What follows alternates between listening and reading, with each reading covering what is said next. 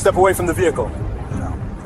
Hands where I can see him. Officer, this is my car. I am a judge, and you are making a serious mistake. A judge? Yeah, right. You don't belong here. Don't move. You have no probable cause. Touch me again, and this ends your career. Stop resisting. You're under arrest. I am not resisting. This is unlawful. On this particular Tuesday, trouble was exactly what he found, but not the kind he was looking for. The man he had just slammed against the side of the luxury SUV was not a car thief. He was not a shoplifter.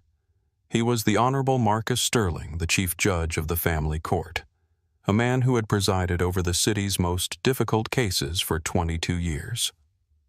Sterling was 58 years old, a pillar of the legal community, a man who had spent 3 decades building a reputation for fairness, intellect, and unshakable integrity. He was wearing a bespoke Italian suit that cost more than Officer Braden's first car. He had just dropped his granddaughter's stroller into his trunk after dropping the child off with her parents, and he was heading to the courthouse to hear a motion on a high-profile custody case. But right now, none of that mattered. Right now, to Officer Braden, Marcus Sterling was just a black man with a nice car in a neighborhood where Braden didn't think he belonged. Before we get into the details of how this interaction destroyed a career and cost the city millions, where are you watching from? If you believe that justice should be blind but law enforcement often isn't, hit that subscribe button. We need to shine a light on these stories because silence only protects the system, not the citizens. Officer Braden had a history that should have been a warning sign to anyone paying attention. In his 6 years with the department, he had accumulated 9 complaints. Most were for discourtesy or unnecessary roughness. He was the type of officer who escalated simple traffic stops into interrogations. He had been transferred twice, moving from precinct to precinct, his supervisors noting his high activity, but largely ignoring his lack of discretion. He was what the department called a hard charger, a euphemism for an officer who was aggressive but produced arrest numbers. He believed that respect was something you demanded with a badge, not something you earned with conduct. Marcus Sterling, on the other hand, was a man who lived by a code of absolute discipline.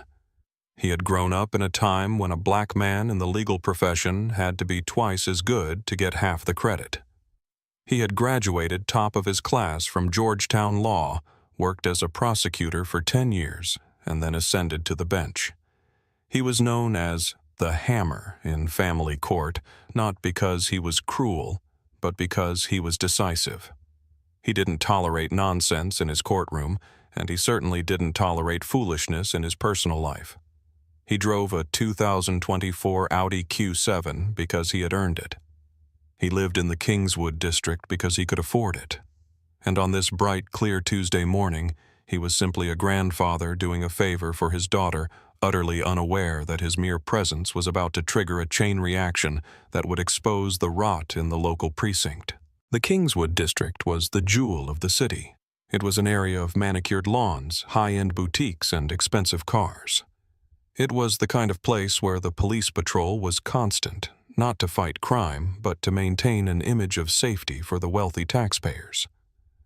Officer Braden was on a proactive patrol, cruising slowly down Main Street, scanning the sidewalks. It was 10:15 a.m. The morning rush was over. The streets were relatively quiet save for a few shoppers and business people. Braden's eyes were scanning for anything that disrupted the picture. He spotted the black Audi Q7 parked near a high-end baby boutique. It was a nice car. Too nice. And then he saw the man. Marcus Sterling was standing at the rear of the vehicle, wrestling with the frame of a silver imported stroller. It was a complicated piece of equipment, the kind with hydraulic folds and aerospace-grade aluminum. Sterling was frowning, trying to get the wheels to collapse so it would fit in the trunk. To you or me, this looked like a grandfather struggling with modern baby technology. But to Officer Braden, watching from 50 yards away, the narrative was already written. He saw a black man in a high-end neighborhood struggling to load expensive merchandise into a luxury vehicle. In Braden's mind, the pieces clicked together with a sickening prejudice. The car was probably stolen or, at the very least, didn't belong to him. The stroller was likely snatched from the boutique just a few yards away. Why else would he be struggling with it? If it was his, he'd know how to fold it. He was moving too fast. Looking around, actually. Sterling was looking for the release button, which Braden interpreted as checking for witnesses. Braden didn't run the license plate. If he had, he would have seen the vehicle was registered to Marcus A. Sterling with a designation for judicial officer. He didn't call dispatch to check for reported thefts. He simply decided that a crime was in progress. The bias wasn't a bug in his operating system. It was the feature. He pulled his cruiser up aggressively, blocking the Audi from behind, effectively trapping the vehicle. He didn't turn on his lights, just the quick whoop-whoop of the siren to startle the suspect. Sterling paused, looking up from the stroller. He saw the police car blocking him. He didn't panic. He didn't run. He simply straightened his suit jacket, adjusted his glasses, and waited. He assumed the officer needed to get by or was answering a call nearby. He had no idea he was the target. This calmness, this lack of fear irritated Braden immediately. In his experience, people with guilty consciences acted nervous. Sterling's composure read as arrogance to the young officer. Braden put the cruiser in park, unbuckled his seatbelt, and stepped out. He didn't put his cap on. He rested his hand on his belt near his holster, a posture of dominance. He walked quickly, closing the distance, already deciding that he wasn't going to take any excuses. "Is this your vehicle?" Braden barked the question before he even reached the back bumper. There was no "good morning," no "can I help you," just an accusation wrapped in a question. Sterling looked at the officer over the rim of his glasses. He had cross-examined murderers and dismantled corrupt CEOs in his courtroom. He was not intimidated by a 29-year-old patrolman with a bad attitude.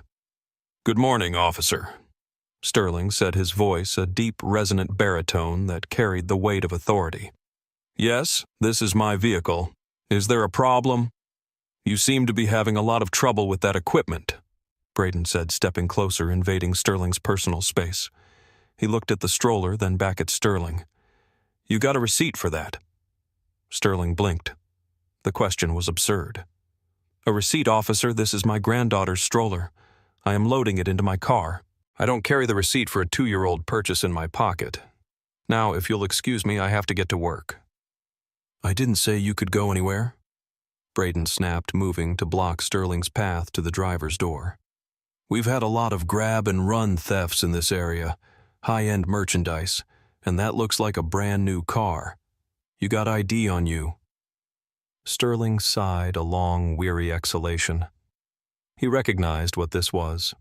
He had seen it in the cases that came across his desk. He had heard about it from colleagues.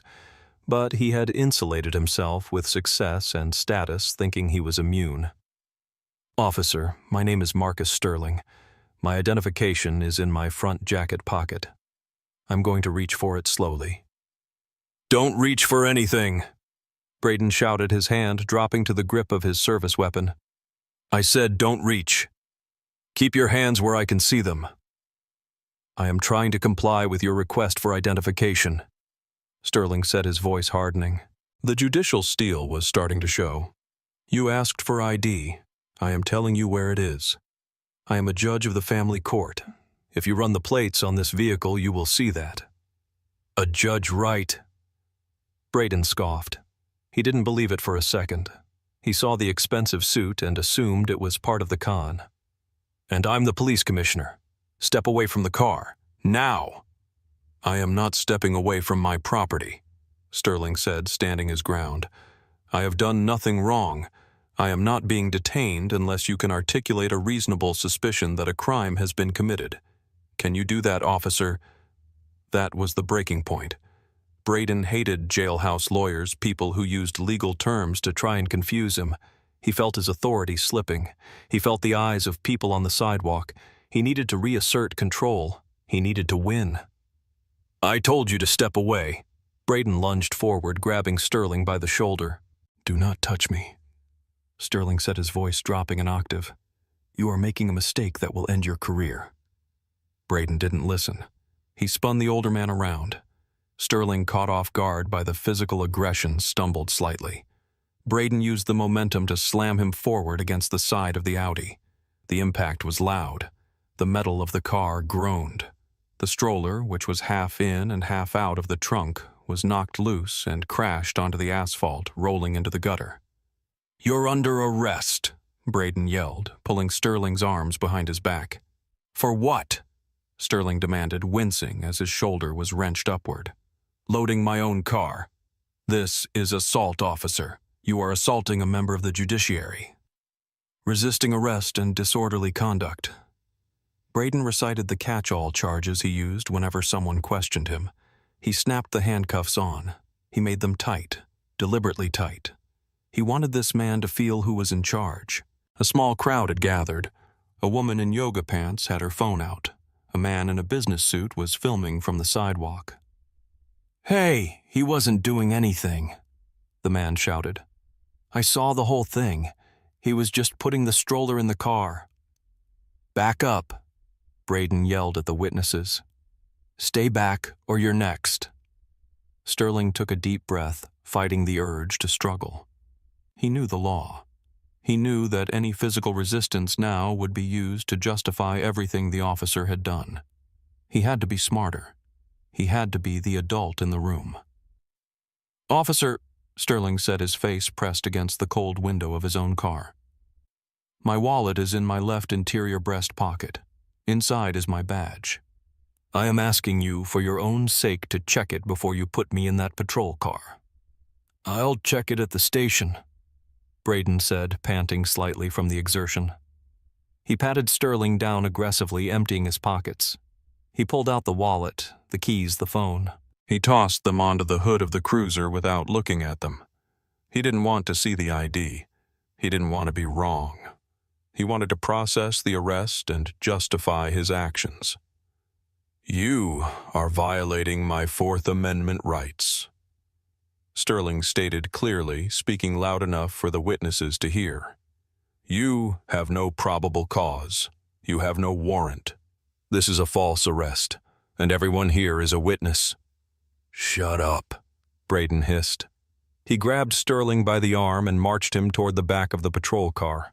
He shoved the judge's head down the classic humiliating tactic and forced him into the cramped plastic back seat. Braden slammed the door. He felt a rush of power. He had taken down a big guy, a guy who thought he was better than the police. He walked back to the Audi, grabbed the expensive stroller from the ground, and threw it haphazardly onto the sidewalk, leaving it there. He wouldn't even do the courtesy of putting it in the car. He got into the driver's seat of his cruiser, ignoring the growing crowd of people filming him. Inside the cage, Marcus Sterling adjusted his position. The handcuffs were cutting into his wrists. His shoulder throbbed where he had hit the car. But his mind was razor sharp. He was no longer a grandfather. He was a prosecutor again. He was building his case. He noted the time on the dashboard clock, 10:22 a.m. He noted the officer's name tag, K. Braden. He noted the lack of Miranda warnings. The drive to the precinct was short, maybe 10 minutes. For Officer Braden, it was a victory lap. He was already rehearsing his report in his head. Suspect was elusive, refused to provide ownership documentation, became belligerent, resisted detention. He would charge him with everything he could. For Judge Sterling, the drive was a funeral procession for the officer's future. He sat in silence, staring at the back of Braden's head. He didn't say another word. He didn't need to. He knew exactly who was waiting at the precinct. He knew the desk sergeant, Tom Miller. They played poker together once a month. He knew the captain. He knew the district attorney. Braden hummed along to the radio, tapping the steering wheel. "You know," he said, looking at Sterling in the rearview mirror, "if you people just learned to cooperate, things would go a lot smoother. You come into these neighborhoods, think you own the place. You gotta learn respect." Sterling didn't respond. He just memorized the sentence. If you people just learned to cooperate. It was the final nail in the coffin. They pulled into the sally port of the 4th Precinct. The garage door rolled down, shutting out the sunlight. Braden got out, opened the back door, and hauled Sterling out. "Let's go," Braden said. "Don't trip." They walked through the heavy steel doors into the booking area. It was a busy morning. Phones were ringing. Officers were typing reports. At the high desk sat Sergeant Tom Miller, a man with white hair and 30 years on the job. He was drinking coffee, reading a shift report. Braden marched Sterling up to the desk, chest puffed out. "1 under for resisting disorderly and suspicion of grand larceny," Braden announced loudly. "Guy wouldn't identify, fought me at the scene." Sergeant Miller didn't look up immediately. "All right, Braden. Put his property on the counter." Braden dumped the wallet, the keys, and the phone onto the counter. Then he pushed Sterling forward. "Here's the suspect," Braden said. Sergeant Miller looked up. The precinct went silent. Miller's eyes went wide. He dropped his pen. He stood up so fast his chair rolled backward and hit the wall. "Judge Sterling," Miller gasped. Officer Braden froze. He looked at the sergeant, then at the man in handcuffs. "Judge," Braden stammered. "Sarge, this guy ain't a judge. He's a—" "Shut your mouth, Braden," Miller roared. The sound echoed off the concrete walls. Miller ran around the desk. "My God, Marcus, Judge Sterling, I don't—" "Hello, Tom," Sterling said calmly. "I believe your officer has made a significant error." Miller was fumbling for his keys. "Get these cuffs off him. Now, Braden, give me the key." Braden stood there, paralyzed. His brain couldn't process the information, the man in the suit, the arrogance. It wasn't arrogance. It was authority. "But, Sarge," he resisted. "He wouldn't—" "Give me the damn key." Miller snatched the key from Braden's belt and unlocked the cuffs himself. Sterling rubbed his wrists. There were deep red indentations in his skin. He adjusted his suit jacket, then reached for his wallet on the counter. He opened it and placed his gold judicial badge on the desk. It clinked loudly. "Officer Braden refused to look at this," Sterling said, his voice echoing in the silent room. "He refused to run my plates. He refused to listen. He told me that my people need to learn respect." Miller turned to Braden. The sergeant's face was purple with rage. "You arrested the chief judge of the family court for loading his own car." I thought it was stolen," Braden whispered. He looked small now. The warrior cop was gone. He was just a young man who had just realized he had destroyed his own life. "Captain, get the captain down here now," Miller shouted to a corporal nearby. Captain Reynolds appeared within 2 minutes. When he saw Judge Sterling rubbing his wrists and Officer Braden standing pale and shaking in the corner, he knew exactly what had happened. "Judge Sterling," Reynolds said, extending a hand, then pulling it back when he realized how inappropriate it might seem. I cannot apologize enough. Are you injured? Do you need a medic?" "I don't want a medic, Captain," Sterling said. "I want to file a formal complaint, right now. I am not leaving this lobby until it is logged." "Of course," Reynolds said. "Whatever you need. And I want my granddaughter's stroller retrieved," Sterling said, looking directly at Braden.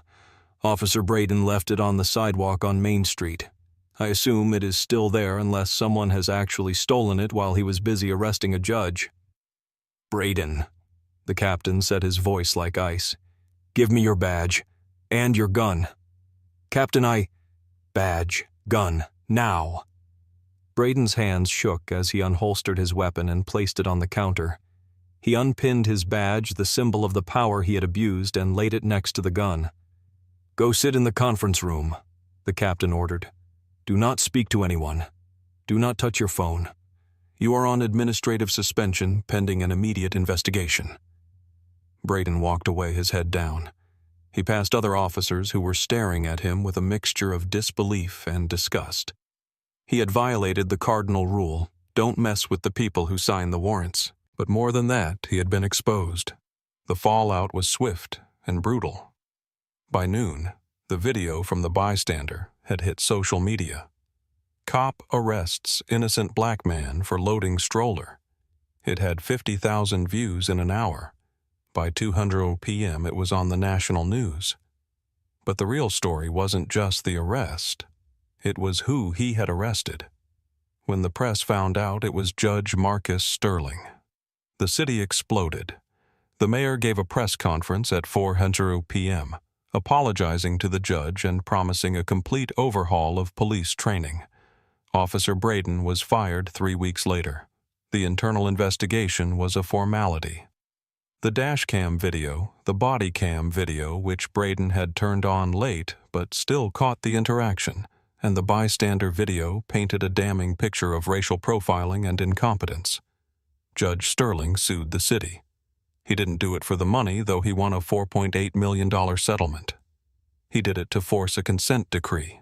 Part of the settlement required the department to track and analyze all suspicion-based stops. It required officers to articulate specific criminal activity before detaining anyone. It ended the qualified immunity defense for officers in the city who violated clear constitutional rights. 2 years later, Marcus Sterling sat in his study. The money from the settlement had gone into a legal defense fund for indigent defendants. He was retired now. He spent his days with his granddaughter. He looked out the window at the rain falling on the street. He thought about that day often. He thought about how quickly his dignity had been stripped away. He thought about the handcuffs.